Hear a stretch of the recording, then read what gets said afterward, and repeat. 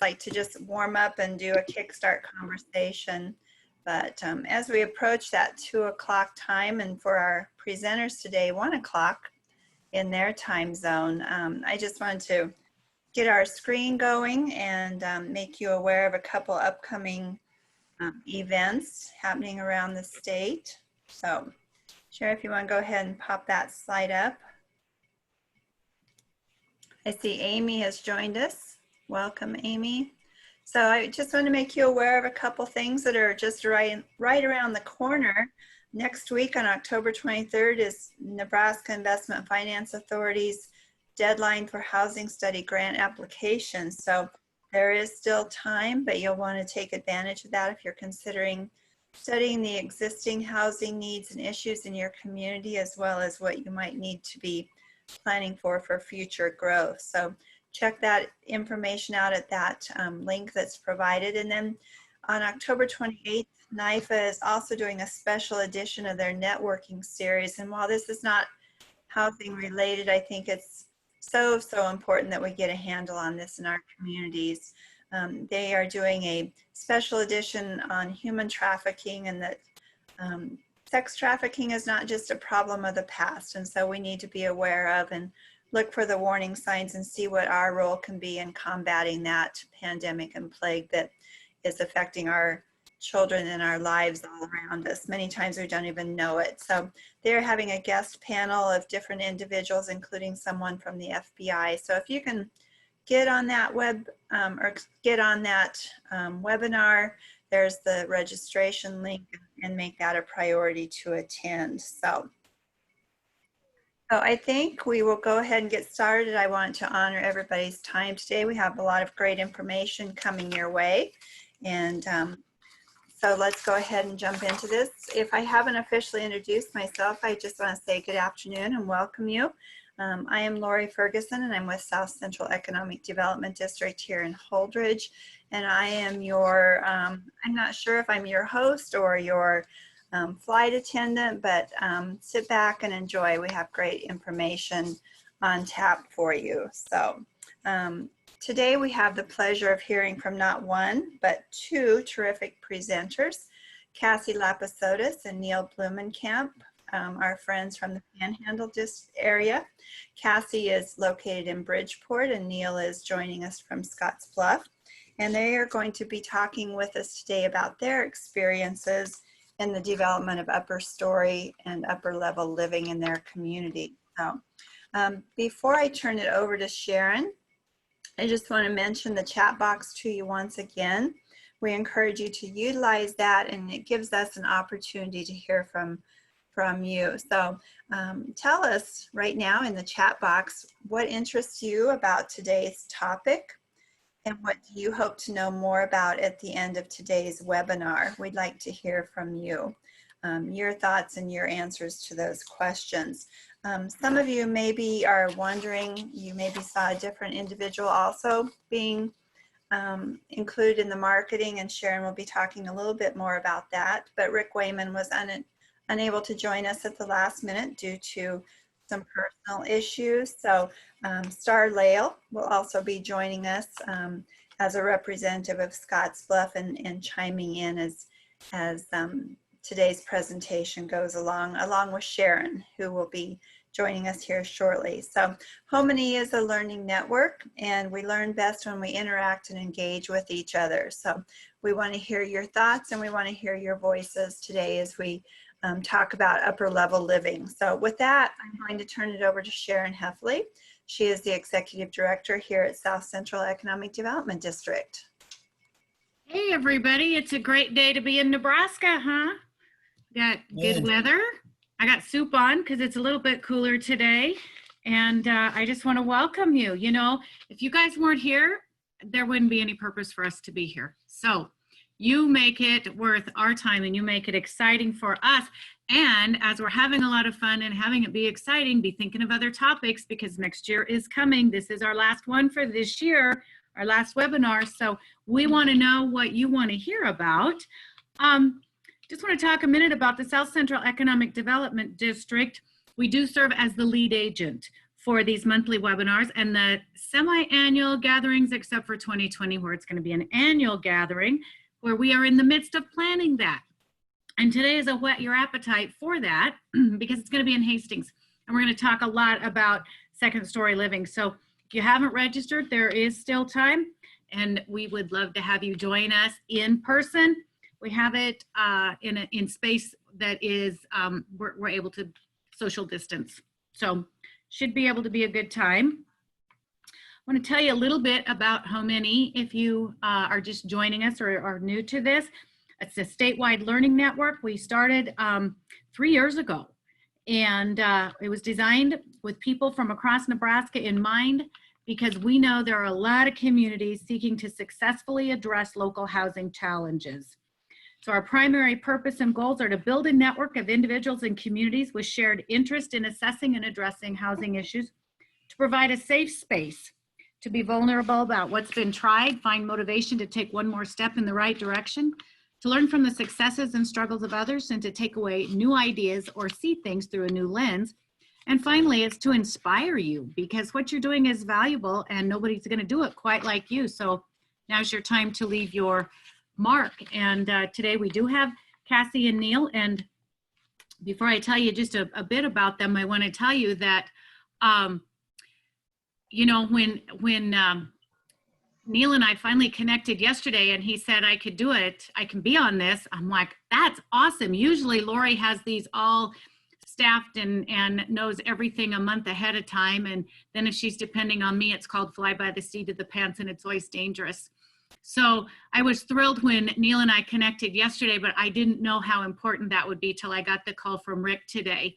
And he had they had a death in his extended family. And so he couldn't be here. And I told Lori, I think it's a perfect lesson for our HomeNE network, people that are working on housing issues or any community issue, because you work and work and you have all your ducks in a row, and sure as heck one of those little critters flies away, and you get to decide, what are we going to do next? Are we going to just quit and say, sorry, we can't? Or do you just keep moving forward? And so we had the privilege of moving forward, and I'm excited about what is in store for you. Let me tell you about Cassie. Cassie's fourth generation member of her family's farming and cattle feeding operation, hence the conversation about Angus earlier. Upon graduating from Colorado State University in 2011 with a degree in agricultural business, she moved back to Nebraska to become directly involved with the family business. She's an advisory board member of the Angler Agribusiness Entrepreneurship Program also. And Neil has been runs a franchisee for 25 years.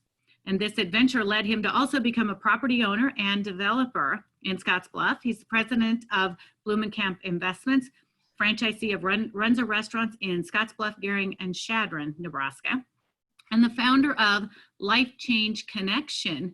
And Life Change Connection has the mission to empower people affected by diabetes. And that can be found at lifechangeconnection.org. So with that, we're going to embark on this journey to learn about looking up for underutilized opportunities. And Cassie, turn it to you.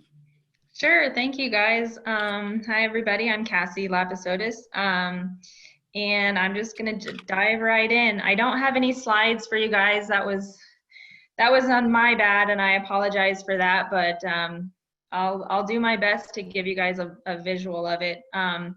The building that I'm talking about today is downtown Bridgeport, Nebraska. And it just started out, I drive the main street, you know, multiple times a day. And one day I was driving by and I looked up and I just happened to notice the second story on, it was an old bakery building.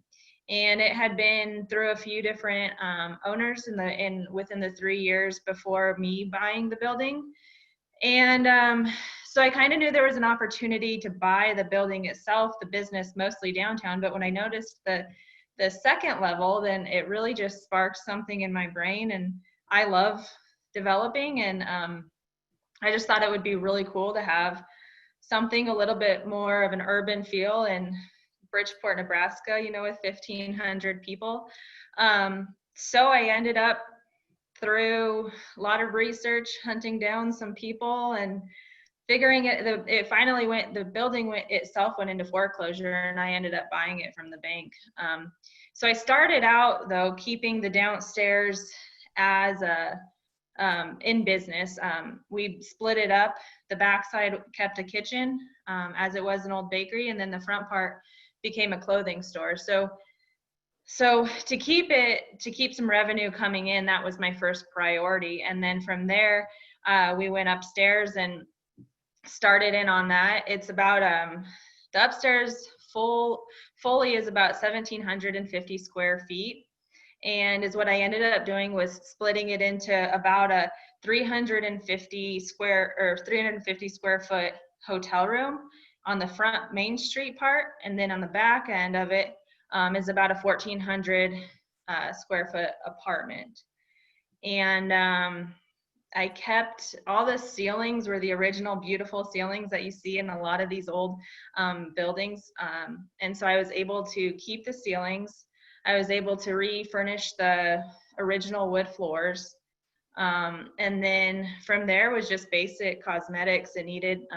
We reframed the exterior, I guess it'd be on the inside, but the exterior perimeter of the building, reframed it and drywalled it, and then ended up just painting, bringing in new cabinets. We did have to redo the electricity in it, new plumbing, but today is what I use it for is I rent out the hotel room like a hotel room, and then the apartment I've gone a few different ways on. I started out trying to rent it out from a month-to-month lease, and now I rent it out more like a hotel room, but then we also have a lot of dinner parties up there. We have people will use it for different events that they host themselves, and it's worked out really well. And since then, there have been a couple doors down, people have redone that upstairs, and there's been a lot of interest and talk in the Bridgeport area.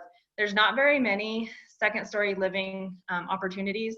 So I think it's increased the value of those buildings quite a bit, just because people now, it's opened their eyes to a different opportunity on what you can do with some of these old buildings.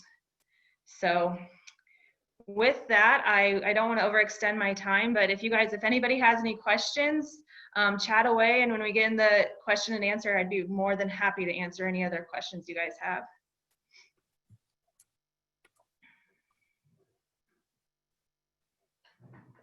Okay, thank you, Cassie. Neil, go ahead. Greetings, everybody from Western Nebraska. Anyway, my name's Neil Blumenkamp, as they just described earlier. I'm a Runza franchisee. That's kind of what led me to getting to where I bought a building, wanted to put the Runza inside that building, and up above was a second story. The current landowner that had that did nothing with it. The windows were broke. It had pigeons in it. And in Scotts Bluff at one time, we had a lot of pigeons downtown. There was actually discussion on how to get rid of all those pesky birds. So when I took it over, that's when I saw the opportunity to do that. So the drawing, I guess Runza were lucky that way, where they're a small enough company that they will allow you to remodel a building. So I had the plan for Runza, had it on a napkin, had to decide what to do with the upstairs. Didn't want pigeons living above me.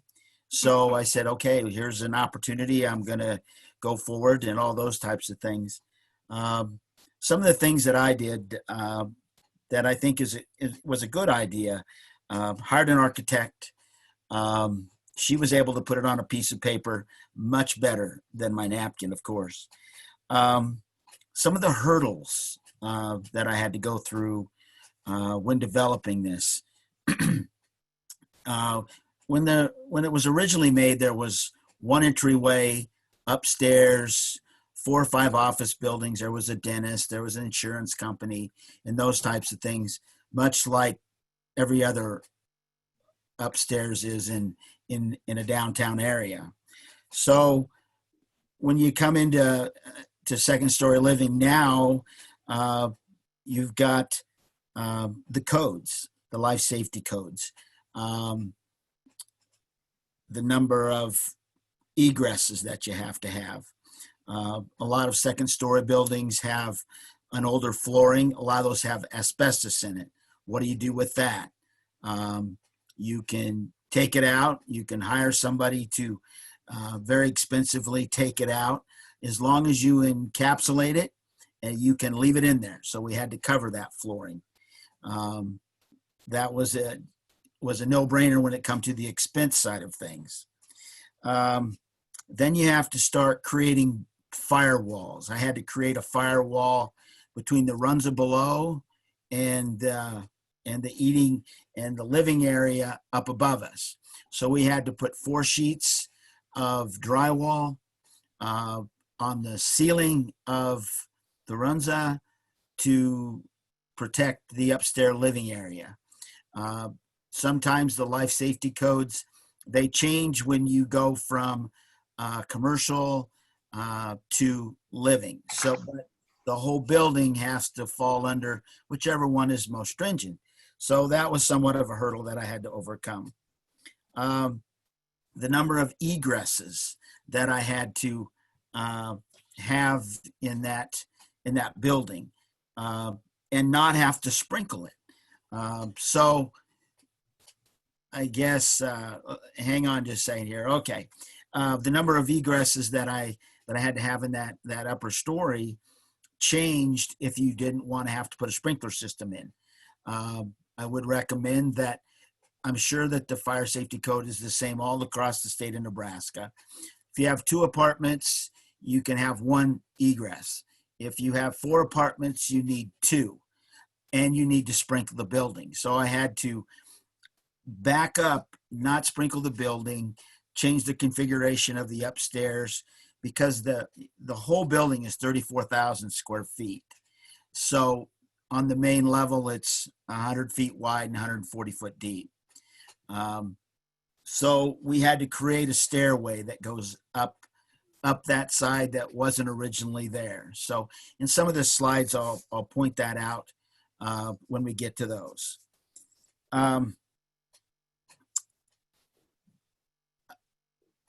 Some of the advantages that I saw doing this, creating it, and in the end, it really created great curb appeal for the entire building, which is on a corner in downtown Scottsbluff. It's just really enhanced downtown. It has enhanced others to come downtown. You'll see some pictures that Rick Wayman has of a building, and the business that went there because of the curb appeal across the street, and it was the busiest corner in Scottsbluff. It did control a lot of the rodents in our downtown area, as others have done second story living. Rick and I weren't the only ones in Scottsbluff. There's several others that have gone to living up there. And so that's just eliminated the pigeons, in all honesty. It did increase additional income for me as an owner and a developer. We built them fairly high end. We have Cambro countertops. We have full wood shelving. They're fully furnished with stainless steel appliances and those types of things. But we still ended up with a cap rate of about 11 to 14%. So I was happy with that. And a lot of real estate, that's on the lower end of the goal, but very acceptable for me. It did add to our community pride. I think people started to take more things into play in our downtown area. We do have a mall there that obviously when that came to town, it pulled away from the downtown. And we're talking 20 years ago, but it's starting to develop those great things back downtown again. It helped with crime. I mean, there's people living down there. There's lights and there's eyes all the time. So it really did help with a lot of that. I feel a lot of the buildings down there were starting to fall apart, and that helped there. It also creates greater tax revenue for our whole downtown. As a landowner, you don't like to have to pay a lot of taxes, but you have to realize that that's an investment in your communities and those types of things. So with that, I guess I've got some slides we'll kind of look at, and I'll comment a little bit on each one as we go through it, and then you can ask me in the end. So when I'm looking at these, my picture's on the left and on the right, but obviously you can see what it was like before and then what it looks like in today's world. That was the original Runza that we tore down. That's piled up there, and we created a parking lot, and we landscaped all of this whole block of 19th Street. Here's the front of the building.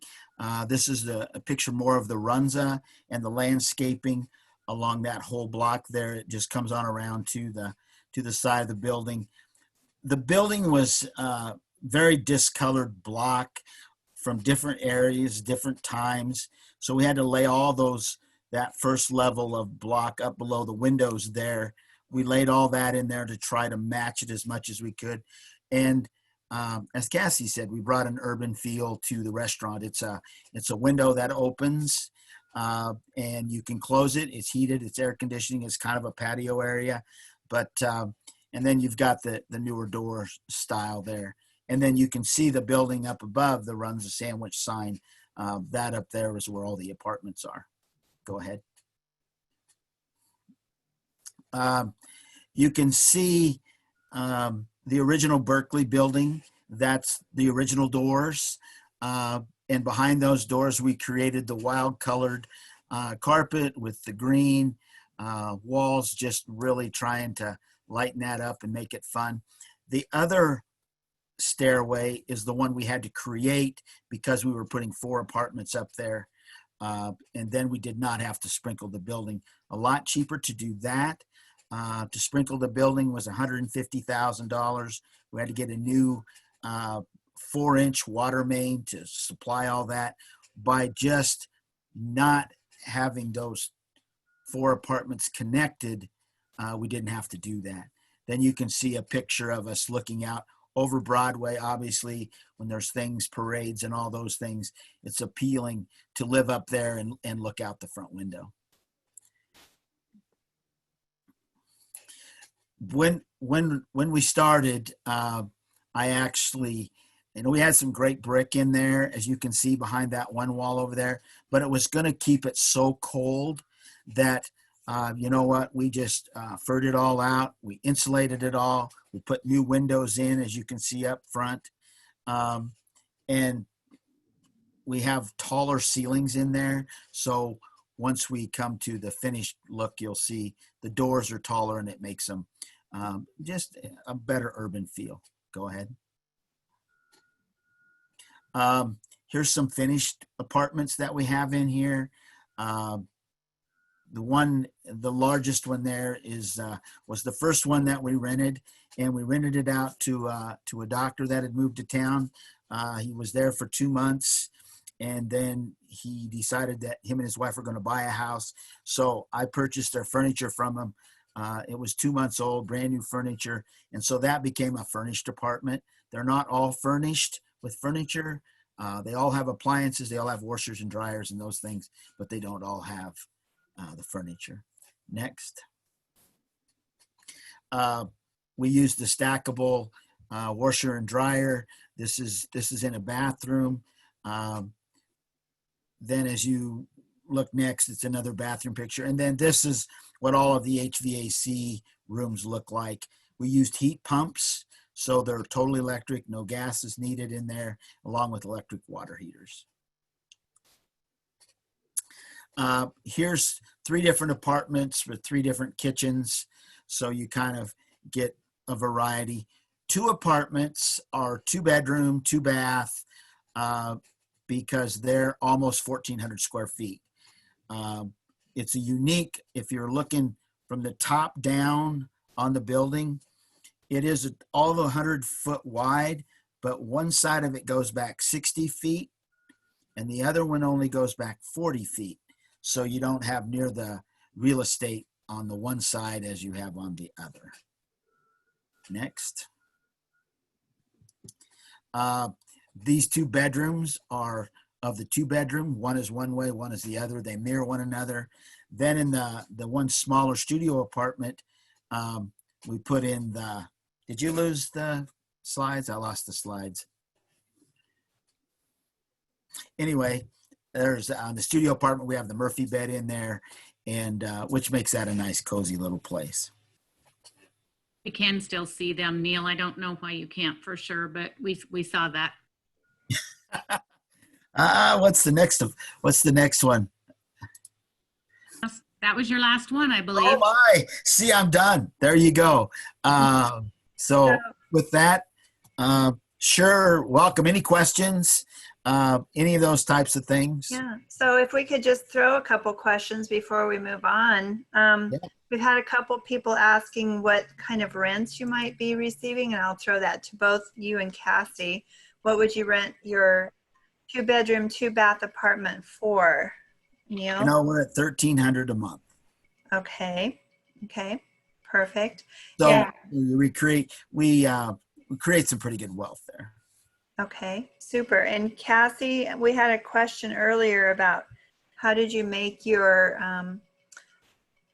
apartment available? Are you using like an ADA or Airbnb? So I started out Airbnb, and then the way I have it set up is so it's the top of the stairs is similar to like Neil's. It's a really long staircase, and at the top of the stairs I put a keyless entry code pad on there. And so then I got really uncomfortable, I think just personally, having people that I didn't really know be up there for some reason. And so it's all word of mouth. But we also have a lot of, just in the business that we're in, we have like our cattle nutritionist comes once a month for about 4 or 5 days, and he stays up there. So I have a lot of reoccurring customers that they kind of know the way they do it is they have their code, and then I just know how many nights they stay, and I send them an invoice on via Square.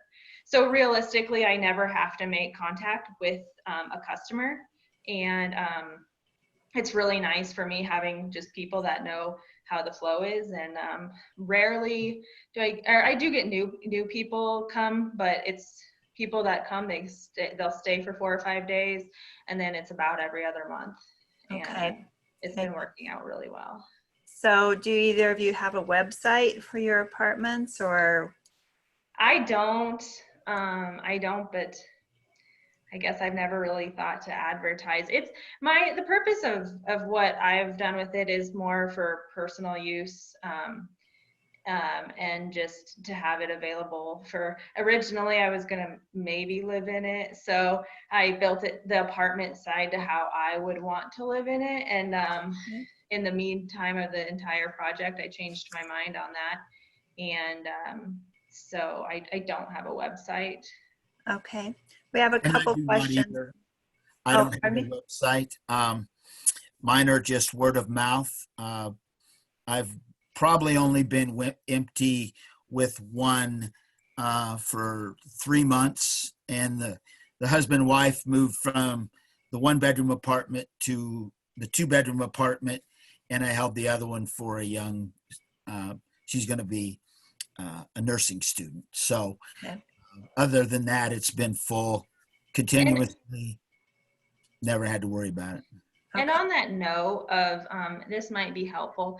So like I said, Bridgeport's about 1,500 people, and there are not a lot of rental houses available in the town itself. But, you know, rental houses go just a regular house for $500 to $600 a month it's very different from Scottsbluff.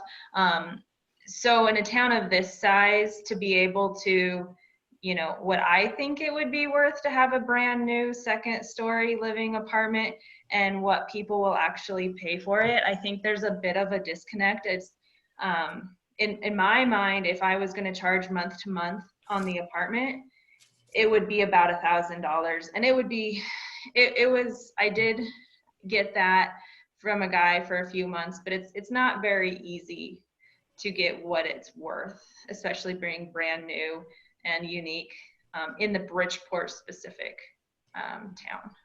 Okay. There are a couple different questions in the chat box.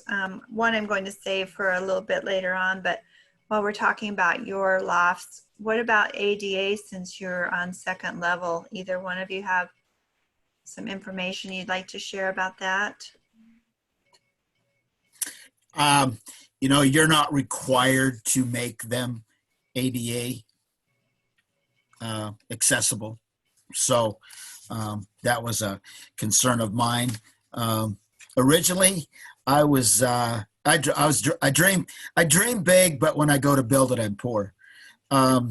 So I wanted to put an elevator in mine, but 5 blocks down is a building that has to have a sump pump to run their elevator and all those things. To have an elevator in there takes quite a bit of property below.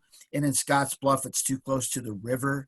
And so the water level is always so high. So I just nixed that idea. Mine also has a basement, but to make that basement usable for the public, it's almost the egress portion of that just comes to an end. The history of that building, it originally was a furniture store. And so I had to close off some of the stairways. As you know, furniture stores a lot of times will have stairways going down to the basement right in the middle of the store. Well, I had to cover one of those up. So the egresses had to be on each end. And I just couldn't.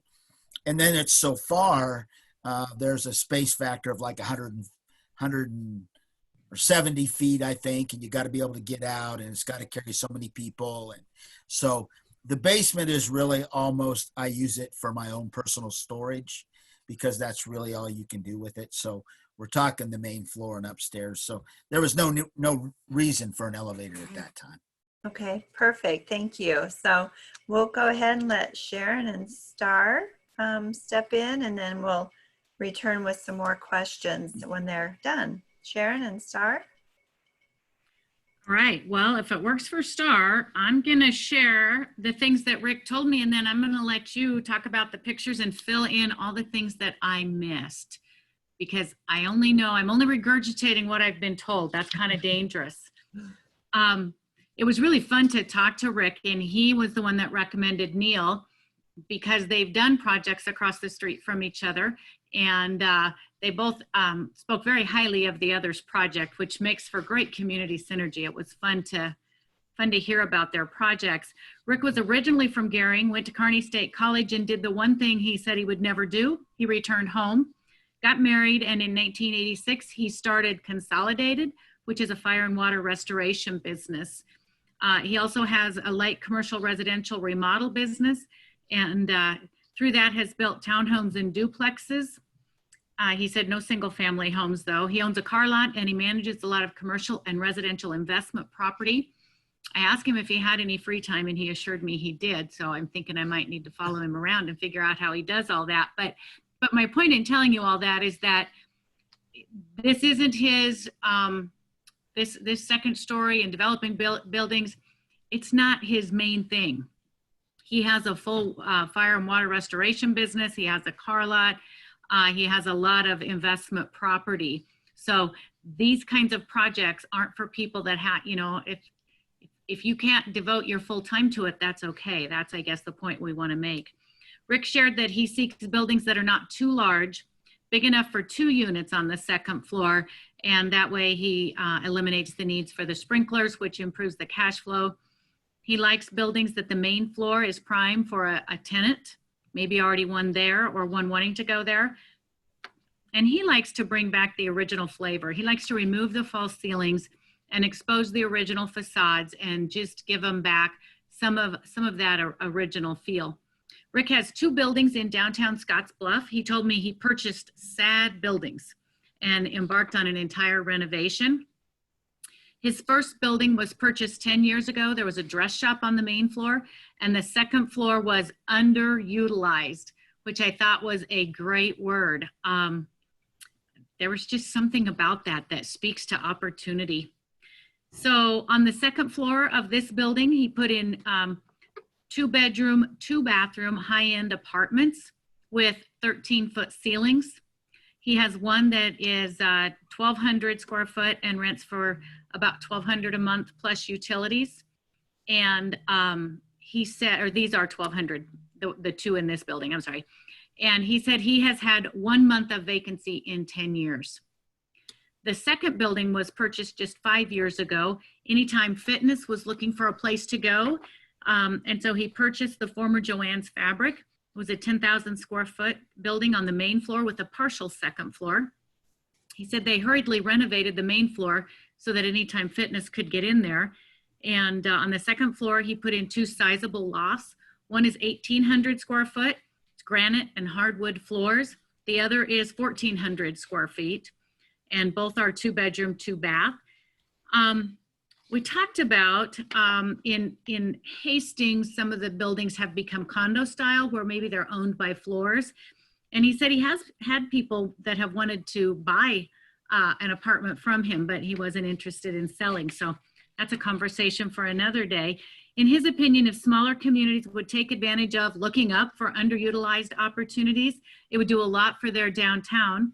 He echoed what Neil said, that increasing people living in the downtown has decreased crime and graffiti in Scottsbluff.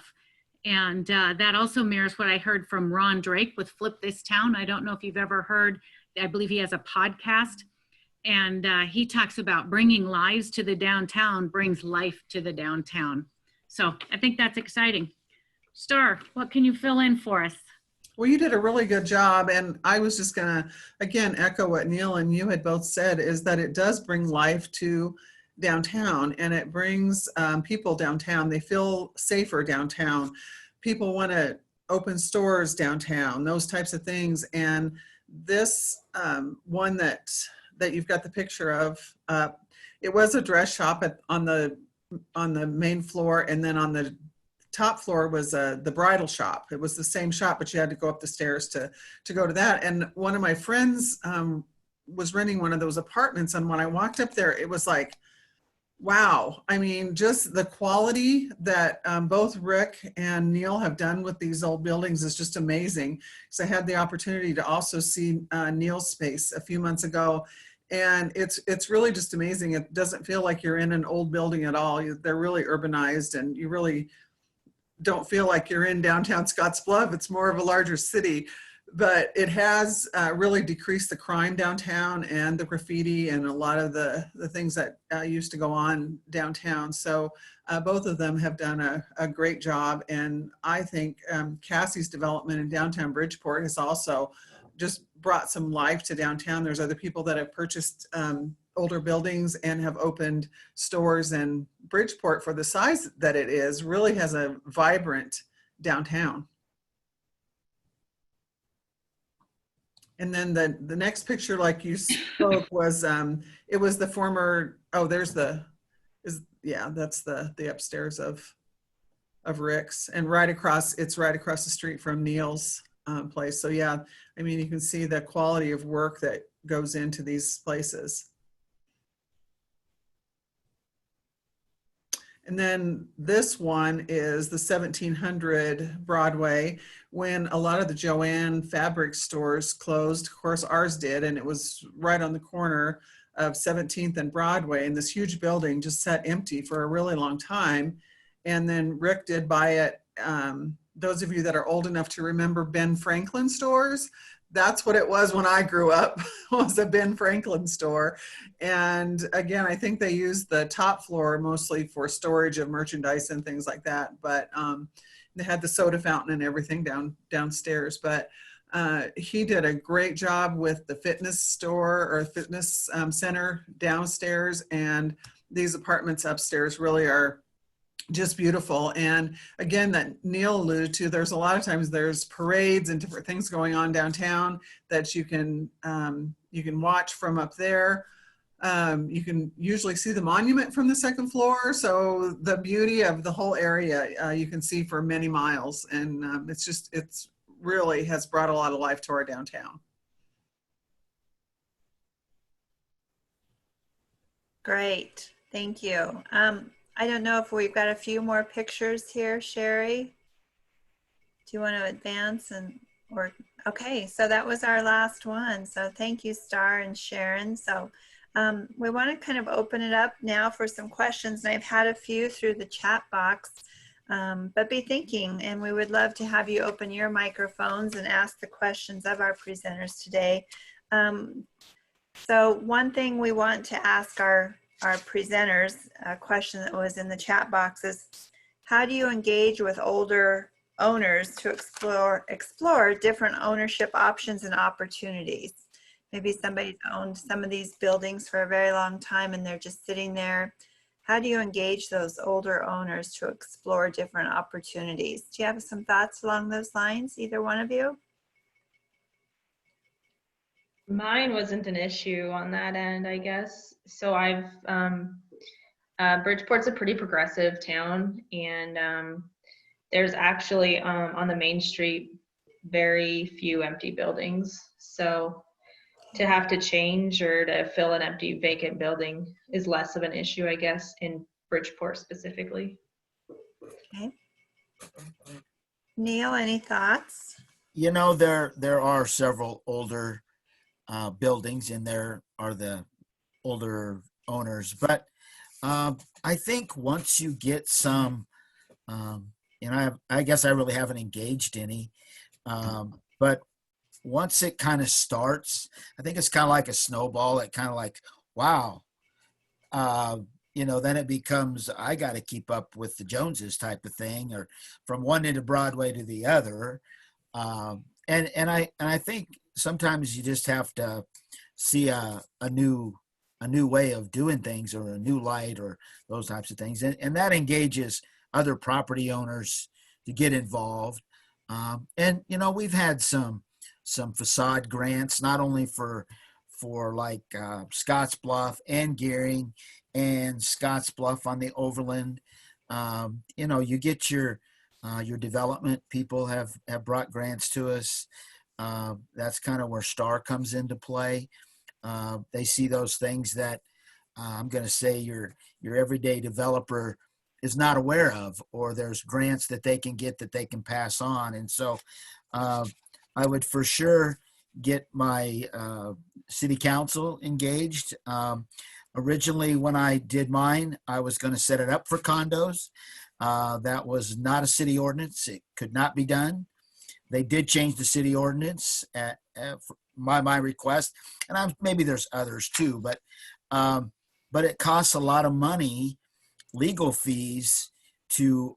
It's about $5,000 to $7,000 to turn my building into a building that I can sell condos up above it. So, with that being said, that kind of ended that. But originally, I had a person that wanted to buy a portion, but you have a common roof. Who's going to take care of the roof?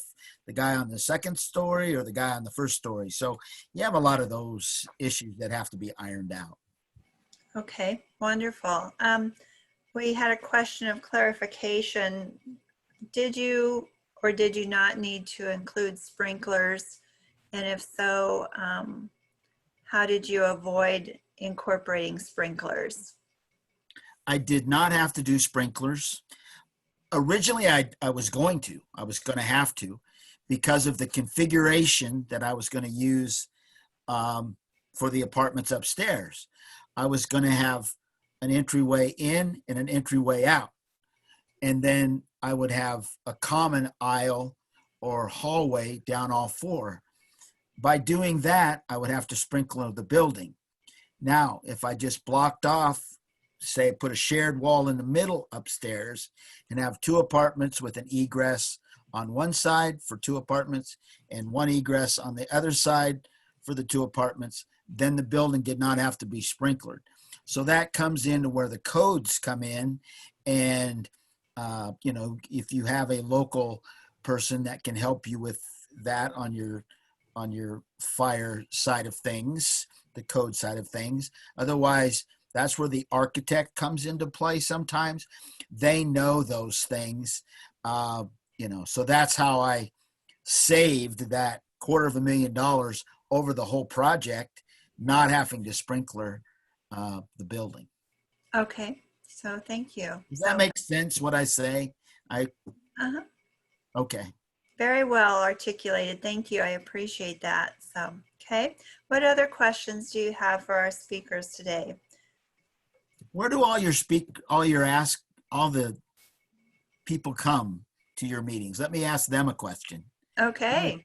Where do they all come from? I mean, is it all right around Holdridge or all across the state? No, maybe I can challenge them a little further. Maybe they can type in the chat box or open their microphones to tell us. But actually, it's a statewide network, and we've already got some putting their home locations in the chat box. I didn't even know we had some of these communities represented. I think to date we've had over 130 communities. Wow. Across Nebraska, as well as 7 to 8 states. Represented in past webinars and in some gatherings. So yeah, we can, somebody lives in one of your apartments, Neil, or is related to somebody who rents one of your apartments joining us today. Really? So, yeah. So feel free to take a look through that chat box. So thank you everybody for doing that. So what other questions do you have?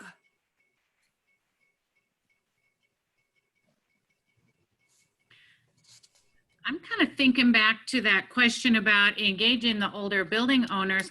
As I look around, well, we're on the second floor of a bank in downtown Holdridge, and as I look across the street, there are active businesses in some of the buildings on the main floor.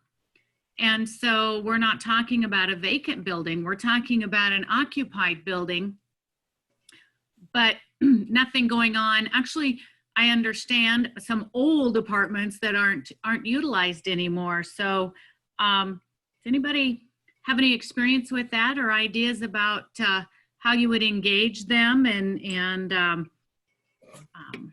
So funny story, Sharon. So my building, the apartment that I own, or the building I own, it has a sister apartment that technically it was built as one building, but it's divided. The roof is divided, but it was built, it looks like it's one building. And so after I completed my apartment, I found out who the owner of the other building was because I wanted to acquire it and do the exact same thing. And it was an investment person from out of town. And once I kind of started the ball rolling there, we started negotiating a price. And out of the blue, the gal that owned the business downstairs decided she wanted to buy it from him. So I think a lot of it is just a little bit of just a little change and somebody coming in and doing something and enticing people to, say, hey, a little competition maybe, I guess. I don't know the word for it exactly, but that did happen to me specifically. But there wasn't a vacant apartment up there, but. Yeah, that's exciting. We say around here, activity breeds activity. And I think that's really true, but sometimes we have to get, be the first or encourage the first, get somebody to step out and be willing to try. What about in some of your other towns? Is there any circumstance where somebody has stepped up, or whether you've gotten a group of people together to help step up and be that first? How do you start that wheel rolling? Yeah, I don't know if there's a magic catalyst that makes that happen. Sometimes I think it's just a timing thing. I don't know if you can force that issue. But if you got over 100 communities that are interested in what we're talking about today, I can't help but think somebody there is going to say, hey. And, you know, I'm kind of like Cassie. I drive down the road every day. But I do now look at buildings and I say, and I play the what if game with it. And much like I said, when I'm dreaming, I'm a millionaire. But when I build it, I broke. But, you know, you just say, God, what if? How could? What would be good to go in there? And I guess if you could go out and recruit a business that would go on the main level, and potentially the second story would become, you know, much like Cassie said, I got to make this pay for itself in some way. I don't want to just throw my money out the window every day. So those types of things entice people, I suppose. So Neil, what did, how many years ago did you buy the building that you renovated? I bought it in 2013. Okay, so what impact on your decision to purchase that building did Rick Wayman's activity have? You know, I really didn't know Rick at that time. We both do serve on, he served on several, he's also a grand volunteer. He didn't put that in there, but he volunteers on different boards within the city. And he came to what we have is called the Business Improvement District. Our buildings are in a taxing entity that creates more money for, originally it was for off-street parking and things like that. So I'd been the chairman of this thing probably for 25, 30 years. And he came aboard as a volunteer, and that's where I come to know him. And then we got to chatting. And so, you know, the building that was right next to my Runza, we'd outgrown that Runza, and it was an Ace Hardware, and I wanted to buy it a long time ago. But at that point in time, I just couldn't afford it. I wasn't in that position. So I waited, and that's when I bought the building, because I wanted to put the Runza in there because we've outgrown ourselves. Our Runza was the third from the bottom sales volume at one time.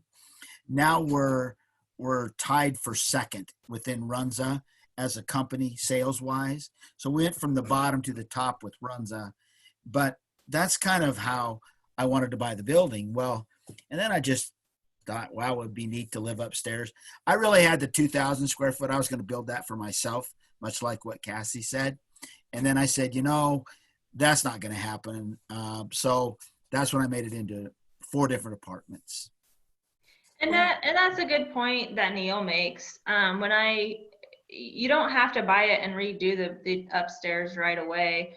When I went to buy that second building, I was actually out of money to do what I did on the original apartment.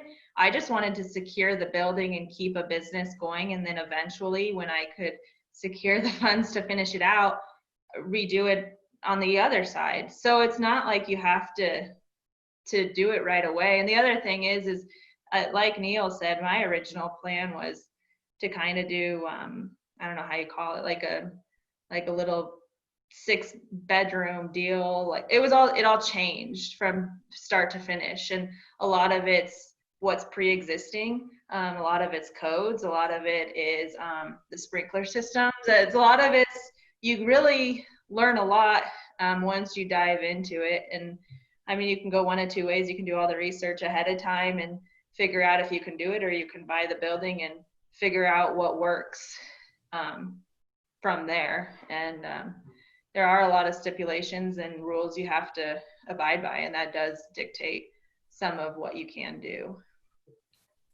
And Yeah, how but- important, Oh, go how ahead. important is it to stay in communication, share your frustrations, and be really honest about what you want to do with your city or your zoning or your CRA or whoever is involved at that point? You know, in my situation, I think the city of Scotts Bluff, they're eager to help. They're not there to be a roadblock. They are there to, they understand. We'll bring more people to our community. We'll be more prosperous as a whole. And so, you know, yeah, they say, well, you can do that, but so then you say, well, how do we get around that? What's the best case scenario for me? So I think you have to start that dialogue with your city, your code enforcers, or at the time, we happened to have a person that could look over my plans and speak for the state fire board. Well, he was leaving while I was building. So he looked at my building, one hallway, and he said the door had to go one way. Then the state took over and came back and said the door's got to go the other way. So it's kind of funny how two different entities from the same organization look at a set of plans and view it differently. And so could be those frustrations, but I really do believe that if you start a dialogue with your city and you say, I want to do this, help me. Don't go in and dictate to them, but go in there and help me. How can we get this done? What needs to happen? I think you will find that most city code enforcers and those types of people are there to educate and help you move forward. Yeah. My biggest frustration, and it was a very big lesson, is how undervalued, or how the valuation of the building was when I bought it, and what the city the step up basis was in taxes on it. Yeah. And it was really what was frustrating to me, I guess, was I was really trying to do something good and nice for the community, and then I think my taxes went up overnight like 250%. And it was just very frustrating, but it's part of the deal. And so there are other costs that you have to factor in that do come around that you don't expect day one. And it might have just been an oversight on my part, but it was a eye opener. Well, my building went from 75,000 to over 400,000 valuation. Yeah. So, And I had to, I did end up protesting it, what they wanted to, quite heavily. And this is, if you do this in a community that there is no other building of this nature, this was where the problem lied. They didn't know how to value it. And so I really did a lot of research going into those protests, and it's just an unknown area that I think is something to be aware of, and make sure you stick up for yourself, because they don't know and you don't know. And so be aware of that, I guess. If I can just ask, we had a couple more questions pop in, if you don't mind, Neil or Cassie. sure, go ahead. Kurt wanted to know what your thoughts are on your willingness to engage in a cooperative ownership structure. And then Joanne wanted to know what the time period was from purchase to usability. So the first question, I think I understand. Do you want to partner with another individual, or say create a group of 10 of you that want to go in and redo several buildings downtown? Is that the question?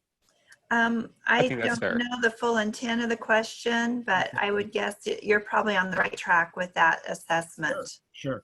Well, the advantage of getting several investors together, it increases your capital, and so you can buy more buildings, and as long as you're comfortable with the people you're doing business with, I would have no problem with that. We actually, and Star may be able to speak to this, there was an individual, we have a large furniture store down the street from me, several levels, obviously to get it in today's code where you can utilize it, lots has to be done. So sometimes there's a large capital improvement cost right up front. And so they were actually doing that, they were looking for local people that would want to invest in this group and to enter in to do something with that building. I have not seen that come full circle at this point in time. But that doesn't mean they're not still working on that in some way, shape, or form. And the second question was from a lady that asked us what? What was the time period? And this may be more in tune with what Cassie's project was, but Yeah, what was correct. the time period from purchase to usability or availability? Yeah. I purchased mine in November of 2016, and we were finished October 2017. But for the first 3 months, I'd say maybe 2.5, 3 months, we were working on the downstairs pretty heavily, trying to get somebody in there. And then I did put a fire alarm system, a state.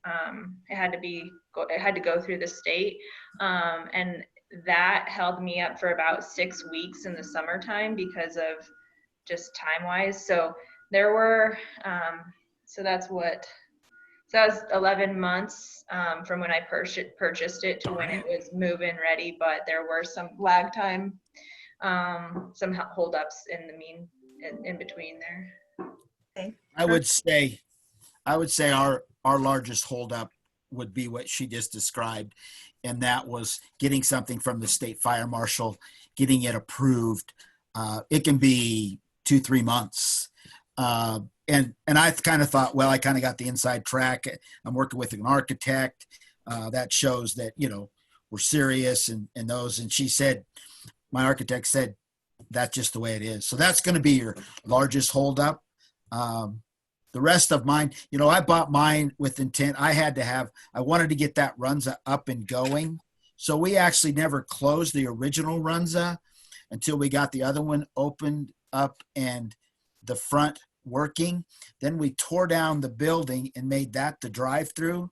So we started in 2013 and opened later that year in August with the entire project. So it was fairly fast. And then I took my time with the upstairs. Didn't need to hurry, didn't need to, did not use a bank. So just wanted to cash flow it myself and built first 2 apartments, much like Cassie was going to do with her second building. And then I built the other 2, but it was above a building, above a tenant that I already have in there, a screen printer. So. Right. Okay. Super. Thank you for the information. We've really appreciated your time and the information that you've shared with us today. We have your contact information on the slide that there we go. Thank you. But are you available for questions after this if somebody wants to contact you? Absolutely. Sure. Yeah. Anytime. Because you are kind of the reason HomeNE exists. We want success stories to be shared with other communities who maybe have buildings that are just standing on Main Street and they're looking up every day wondering what can be done and they just walk away. But we appreciate what you've done for us today. But before we make a couple announcements about upcoming events, I'm going to turn a few minutes over to Josh here in our office to talk to you about some funding opportunities that are available. Well, thank you, Lori. I am here representing a new program that came to our office. We're excited to announce that members of the Nebraska Regional Officials Council, have received funding for landlord assistance through the Department of Health and Human Services. All 8 of the development districts are members of the NROC and have been allocated funds. So we've outlined the landlord eligibility criteria and responsibilities on the next few slides here. These will be included in the webinar packet following the webinar today, so you can read through them a little bit more at your leisure. We have also included a map of the state of Nebraska and all 8 of those districts. One key point to note is Lancaster County recently did join the Southeast Nebraska Development District. So we need to update that and get it shaded in that kind of yellow mustard color there to represent that. But this is an exciting program. Just to note that there's been a lot of assistance for renters through the pandemic. This one is specifically for landlords. So if you have any more questions regarding the program, please reach out to your district's contact. Again, on that map, it has the phone number and their website for you to get in touch with someone in your area. Okay, thanks, Josh. So before I introduce you to next month's HomeNE topic, I do want to update you concerning our fall gathering. You've heard us mentioning it here, and it's so appropriate on the heels of what's been discussed today, but we're going to the city of Hastings and spending a day diving into what it means to bring life and living to a downtown community. Hastings is a success story through and through. So mark your calendars and get registered for our in-person gathering on Thursday, November 12th in Hastings. We are doing this in the time of COVID, and so the gathering may look a little bit different than previous events if you've attended some of those, but we have a great topic and a lineup of speakers that are first rate. So we'll be hearing from Dave Rippey, the former director of the Department of Economic Development and now with Queen City Development.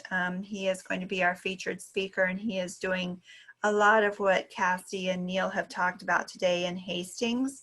We'll also be having a panel discussion and conversation about the steps that Hastings took to get to where they are today. So those are people that are key in that formation of the downtown, and they're the boots on the ground. So we also will be having an afternoon walking tour of the downtown business district and hearing from business owners about the impact that they have benefited from as a result of the development and people moving to the downtown area. So, and if available, we'll also be stopping by a residential loft to maybe see that in formation or as it's being developed. So we are holding the gathering at the Lark, and COVID restrictions will be implemented as practical. The Lark does suggest masks, and so we will be doing everything we can, including limited registration numbers. So please get registered as soon as you can for that. So next month's webinar, November will be our last month for the year 2020. If you remember, and if you were with us on our very first webinar back in February of 2018, Marty Barnhart spoke back then on that particular topic about the Omaha Land Bank, and he is returning next month. I'm so excited to give us an update, because if you followed the current or the most recent legislative session, the land bank is now a resource and a tool available to rural Nebraska. So Marty, I know you're on the webinar today. Do you want to give us a little bit of a sneak peek at what you might be sharing with us next month? I sure will, Lori. Thank you so much for inviting me today. And thank you, Neil and Cassie, for your insights. It was fascinating to hear what you've done and to see what you've done in your communities. The land bank legislation allows any community in Nebraska to have a land bank. We are advocating the regional model as folks look at the opportunity to take distressed properties and change it into properties that will bring housing to their communities. I've written a quick start manual in partnership with the League of Nebraska Municipalities, and we'll talk about that quick start manual. We'll talk about how to form a land bank and get things underway. Lori? Thank you, Marty. Greatly appreciate that. So you want to mark your calendars for 2 dates in November, November 12th for the gathering and November 19th for our next webinar, and that will be the conclusion of our webinar series for 2020. Just one more quick thing as we are looking towards 2021. We've been discussing success stories, much like the ones that we heard today. So if you have a housing success story that you want to share with us, please reach out to Sharon or myself and let us know. It doesn't have to be grandiose. It can be a very simple, but we just want to feature success stories in 2021. So if you have one or know one, please let us know. So with that, are there any last questions? Neil and Cassie, once again, thank you for taking time out of your busy days to join us today. So You're welcome, and thank you for letting us be. Yes, thank Really you. appreciate it. And Star, you too as well. Great job. And so any other last thoughts or questions from anyone? Well, if not, thank you. Have a great afternoon, and we will see all of you back here next month. Thanks, everybody. Thank you.